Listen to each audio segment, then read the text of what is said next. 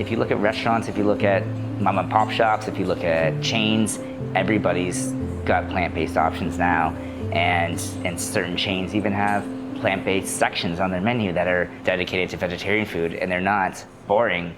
They're actually doing exciting things and putting the same amount of time into it as they would put into their chicken parmesan dish or whatever, right? What's up guys, welcome back to my channel. If you're new here, my name is Natalia, also known as Chef Rudakova, and today, as you might have noticed, I'm not standing in my kitchen. Again, because today is episode 2 of the Food Code, the series where we're talking with different chefs, farmers and other food heroes and talking with them about all things culinary wise. And today we'll be meeting with Chef Adam Ryan and talking with him about the importance of local ingredients on the menu.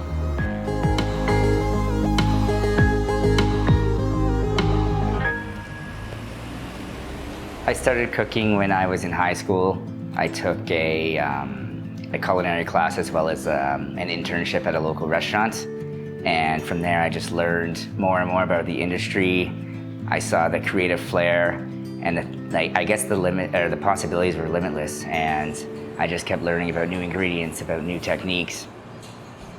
I would never myself personally become a vegetarian or vegan, not because I am against that lifestyle or that kind of cuisine, but as a chef and somebody that likes to explore different flavors and different cuisines and internationally and nationally, I just want to be able to try as many things as I can and keep an open mind to different flavors and different cultures. One of my favorite suppliers we're working with right now is a mushroom supplier. They're called Red Fox Fungi, and they're growing some really amazing and unique things that you don't necessarily see in the markets, in the grocery stores, and people might be a little nervous or challenged to work with. So they're doing these lion's mane mushrooms, which look like this giant head of cauliflower, and it's super neat because it's a dense, chewy texture that kind of mimics a lot of those meat textures that some people might want to replicate at home. And the neat thing about this farm is that they harvest what's ready to go. And so every week you're getting different varieties of mushrooms in your box of goodies, and sometimes it's these gorgeous yellow oyster mushrooms, or you're getting these like chestnut mushrooms or this pio pino mushrooms, which is this Italian variety that you don't often see.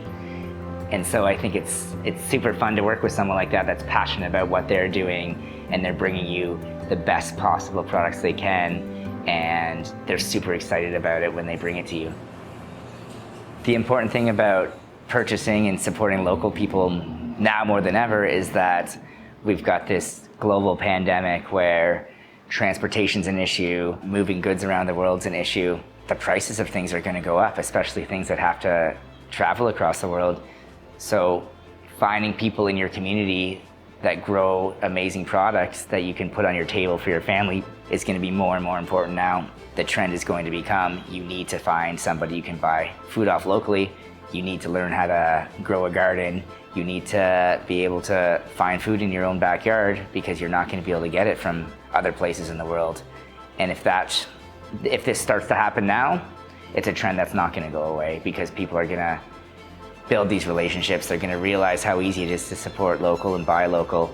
And I think that once people start doing that, they're really going to enjoy it, and they're not going to want to stop.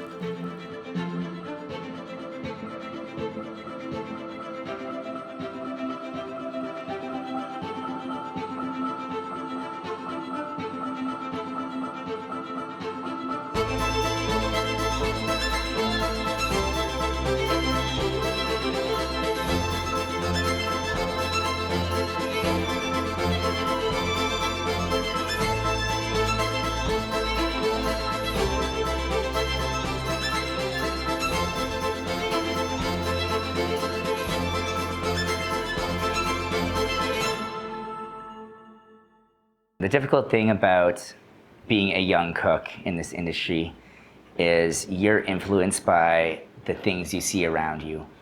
And so if you work at a restaurant, your first job, and they put their influences on their steaks, and they've got the best quality steaks, and it's Wagyu beef, A5, the cows are prayed to every day by somebody, or who knows what they do to these cows. But if that's what your emphasis is on, and they're like, you know what, we've got the best quality steak, it's dry aged for 3 months, we rub it in duck fat and let it sit for 3 more months, whatever they do. That's what the cooks are gonna come into culinary school thinking, like, we wanna put emphasis on the best quality meats. I don't really care about how to cook vegetables. I know how to grill asparagus. I put a little lemon zest on it. I put a little white wine on it, and that's the side for the steak, but the steak is the star of the show. And so, a good story for me when I started in culinary school is I worked somewhere where the kitchen team, the cooks, didn't worry about the pastry program, they didn't worry about the desserts, they didn't worry about the breads. Somebody else took care of that. And I was influenced by that when I went to culinary school. And so you take baking obviously and pastries as part of your culinary program. So when I was there, I didn't really take it seriously, and I was like, whatever, I'm never gonna have to do this. I'm never gonna have to learn how to make puff pastry. A few years later, just trying to remember a technique that I know we were taught, and just kind of frustrated with myself because I didn't take it seriously when I was 18 years old or 19 years old. And I had to look back and reteach myself something that I know I would have learned if I took it seriously at the time. So it's a tricky one because you're I guess influenced by your surroundings.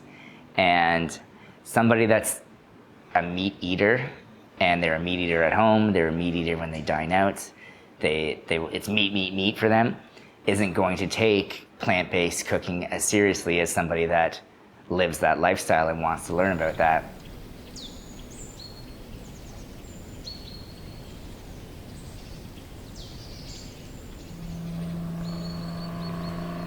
So we're using these agria potatoes right now at the restaurant from a local farm called Poplar, Bluff. And it's really versatile potato, super starchy, super good for roasting, for frying. And everyone's familiar with Kennebec. They're an American potato, and you see them on restaurant menus everywhere. But people don't know about agri potatoes. They're not often seen in grocery stores.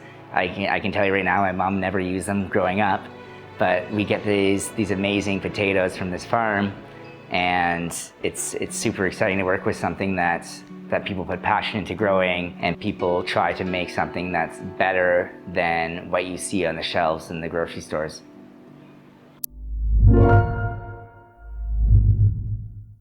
Okay, that's it for today. I hope you've enjoyed this video. If you did, don't forget to like it and subscribe to my channel if you haven't done it already. And let me know in the comments if you actually like our food code series, and suggest other chefs and food industry people that I should interview next, and what topics I should talk about. So for somebody new starting in this industry, somebody that's either their first restaurant job, it's their first day in culinary school, whatever it is, whatever outlet they're taking to learn how to cook, I would say plant-based food is important, but I don't think it's important to just limit yourself to one style of food. I think versatility can be the key to success. And so, for sure, learn how to cook vegetables, learn how to cook plant-based. Don't be afraid to use a vegan cheese instead of a real cheese in a dish.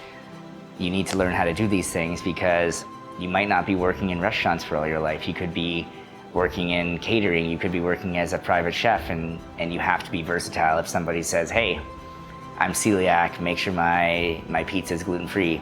Hey, I'm vegetarian, make sure that my entire meal is vegetarian and plant-based, and make sure it's just as delicious as it would be if you're cooking for a meat eater. Like, that versatility is key to success. And I think that nobody should ever limit themselves when it comes to knowledge, when it comes to skill set, when it comes to techniques and creativity. Learn as much as you can, learn it all, practice it all, and you'll only just make yourself better.